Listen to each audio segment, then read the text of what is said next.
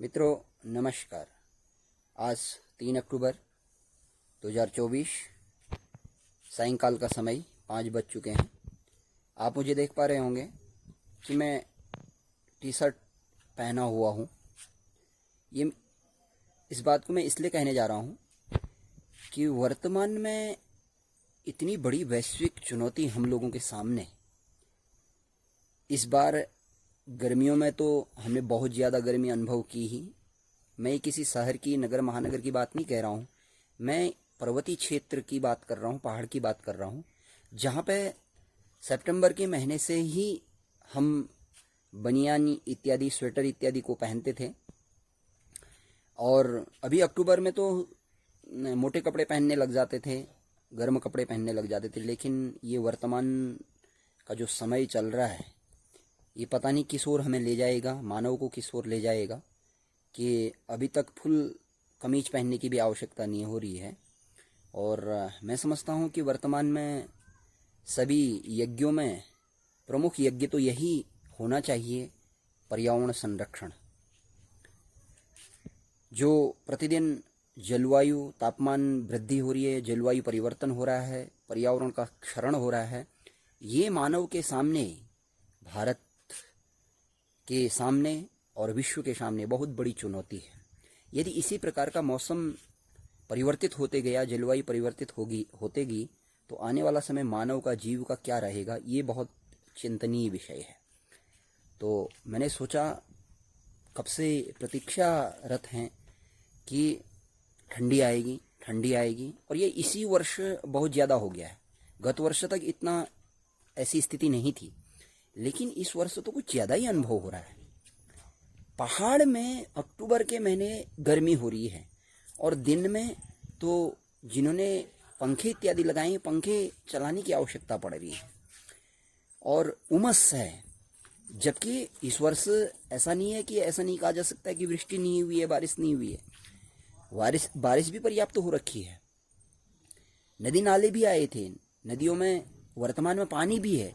लेकिन ये जलवायु परिवर्तन हमको किस ओर ले जा रही है, और इसी स्थिति में, इसी औसत में यदि तापमान वृद्धि होते रहेगी तो हम लोग कैसे जिएंगे, कहाँ रहेंगे, जल कहाँ से आएगा, और भोज्य पदार्थ कहाँ से आएंगे। ये बहुत बड़ी चुनौती है।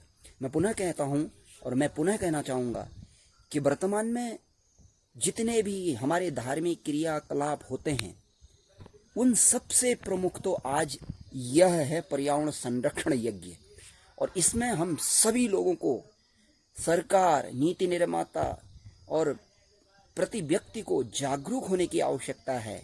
और मैंने गर्मियों से ही कई लेख भी लिखे और प्रकाशित भी हुए, और वीडियोस के माध्यम से भी बताया था कि जो सबसे बड़ी चुनौती है और जो इसका सबसे बड़ा कारण है, मैं समझता हूँ रोड इंफ्रास्ट्रक्चर तो है ही, उसके एवज में पेड़ों का कटान तो है ही, उससे भी अधिक हमारे देश में, विश्व में बढ़ता हुआ एसी का प्रयोग है।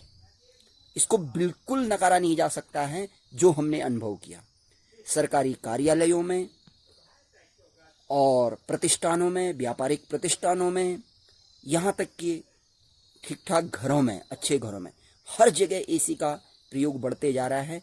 और उस एसी से, उसके अंदर से निकलने वाली जो हवा और जो पूरी गर्मी है, वो हमारे इस वातावरण में जाती है। तो उस कारण सर्वाधिक गर्मी बढ़ने का कारण है वह एसी प्रयोग। तो कहीं न कहीं उस एसी प्रयोग के लिए समय रहते हुए, मैंने पिछले दिनों में ही कहा था और वर्तमान में भी कह रहा हूँ, आज भी कह रहा हूँ कि इसके लिए सशक्त कानून बनाने की आवश्यकता है। तब इस गर्मी को और इस जो वैश्विक आपदा है, विपदा है, इससे हम कहीं न कहीं अपने को संरक्षित कर सकते हैं, सुरक्षित कर सकते हैं। नहीं तो ये बहुत चिंताजनक है। मैंने तो यह भी सुझाव दिया था कि अब इस चीज़ की भी आवश्यकता है, यदि कोई अपना मकान बनाता है, यदि 2000 स्क्वायर फीट वो प्लॉट लेता है, तो ये ऐसा कुछ नियम बनाया जाना चाहिए कि वो 1000 स्क्वायर फीट में ही मकान बना सकता है या 800 स्क्वायर फीट में ही उसमें मकान बना सकता है, और उस प्लॉट के चारों ओर 4 पौधे लगाने पर 1 एसी का अधिकतम प्रयोग कर सकता है। उसी प्रकार से यदि 8 पौधे लगाता है तो 2 एसी का प्रयोग कर सकता है। तो पूरे देश में यह कानून बन जाए तो कहीं न कहीं हम तापमान वृद्धि को यदि कम नहीं भी कर सकते तो रोक जरूर सकते हैं। और यह भी चिंतनीय विषय है, यदि इसी तरीके से तापमान वृद्धि होते रही तो जीना तो मुश्किल है ही। आप इस विषय में भी सोचिए कि जो जल स्रोत हैं वो जल स्रोत तो सूखने लग जाएंगे, और कई तो सूख चुके हैं। और जब जल ही नहीं मिलेगा, चलो गर्मी से तो पेड़ों की छाया में कहीं कंदराओं में रह करके कुछ समय तक हम जी सकते हैं, लेकिन जल स्रोत ही सूख गए, बंद हो गए, तो फिर हमारा भविष्य क्या होगा। तो ये केवल मैं अपने YouTube में वीडियो अपलोड करने के लिए इसको नहीं बना रहा हूं, ऐसा कदापि नहीं लेना है। ये चिंता है, चिंतन होता है, चिंतन के पश्चात फिर चिंताएं होती हैं जो हम प्रकृति में देख रहे हैं, वातावरण में देख रहे हैं, तो वो विचार कहीं न कहीं मन में हर समय चलते हैं।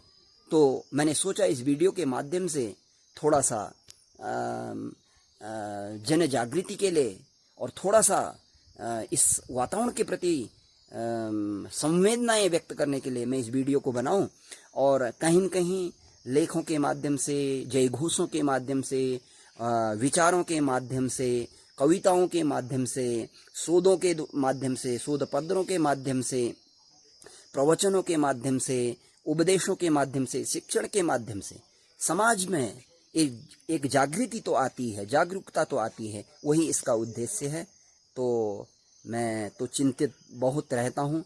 आप देख पा रहे हैं पुनः कि मैं टी शर्ट पहने हुए हूँ अक्टूबर के महीने, और ऐसा हमने कभी देखा ही नहीं। तो ये बहुत बड़ी चुनौती है, इससे हम सभी लोगों को मिल करके पार पाना होगा, नहीं तो हम लोगों का जो जीवन है वो बहुत कष्टमयी होने वाला है। ऐसा दिखता है जैसी भौतिक चकाचौंध बढ़ रही है, प्रति व्यक्ति आय बढ़ रही है, लोगों की आय बढ़ रही है, राष्ट्र की आय बढ़ रही है, उसको दृष्टिगत रखते हुए, और साथ में ही तकनीकी प्रौद्योगिकी का प्रयोग बढ़ रहा है, और हमारा जो सड़क मार्ग, रोड इंफ्रास्ट्रक्चर इत्यादि है ये बढ़ रहा है। इससे ऐसा लगता है कि ये चुनौती कम नहीं होनी है, ये बढ़ते जाएगी यदि सरकार, नीति निर्माता हम लोगों पे समय रहते हुए जागरूकता नहीं आई। तो मैं ज़्यादा न कहते हुए अपनी वाणी को विराम देता हूँ। नमस्कार, नमो नमः।